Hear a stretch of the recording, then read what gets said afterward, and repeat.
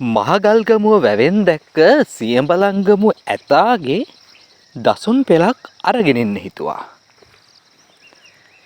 මේ 2007 වසරේ විතර ගත්ත රූප පෙළක් තමයි.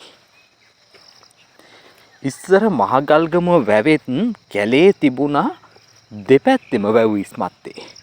අපූරුවට අලි ඇත්තු හැන්දෑවට එක පැත්තකින් වැවට බැහැලා ඔවුන්ගේ ජල අවශ්‍යතා සම්පූර්ණ කරගන්නවා.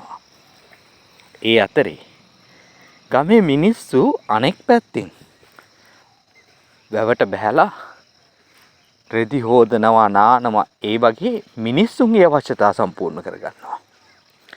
වැඩිපුර අලි ඇත්තෝ ගම්මානයට ගිහිල්ලා මිනිස්සුන්ට කරදර කරෙත් නෑ. ඔවුන්ට ඒ වැවේ ඉඳලා තවත් තැනකට යන්න මාර්ග තිබුණා.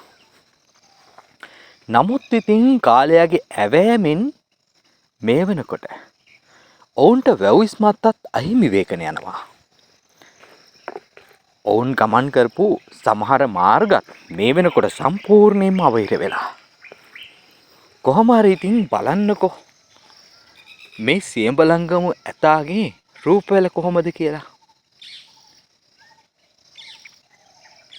තවත් වනාලි 20ක විතර රංචුවක් එක්ක තමයි ඒ දවස්වල මෙයා මේ මහගල්ගමුවේ වැවට බැස්සේ. මෙතනත් ඉන්නවා තවත් ඇත්පැටියෙක්. මේ වෙනකොට ඒ ඇත්පැටියා ජීවතුන් අතර ඉන්නවනම් ගොඩක් ලොකු වෙලා ඇති. තවත් වසර 15ක් 20ක් විතර අපූර්වට ජීවත් වෙන්න පුළුවන්කම තිබ්බ ඇතෙක් තමයි අපිට අවාසනාවන්ත විදියට අහිමි වුණේ.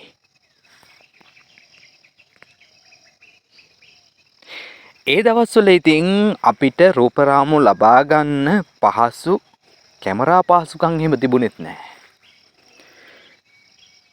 VHS කැසට් දාන පුංචි කැමරාවකින් තමයි මේ රූප පෙළ අරගෙන තියෙන්නේ.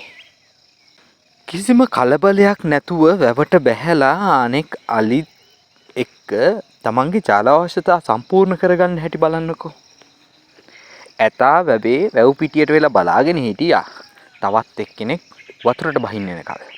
ඊට පස්සේ තමයි තුන්දෙනාම වතුරට බැහැලා තමන්ගේ ජල අවශ්‍යතා සම්පූර්ණ කරගත්තේ. ඒ වෙනකොටත් ඉතින් මෙයා වැඩි මිනිස්සුන්ට කරදර කරලා තිබ්බේ නෑ. මෙයා අහිංසක විදියට හරි අපූර්වට ජීවත් වෙච්ච ඇතෙක් කියලා තමයි මේ ප්‍රදේශවාසීන් අදත් කියන්නේ.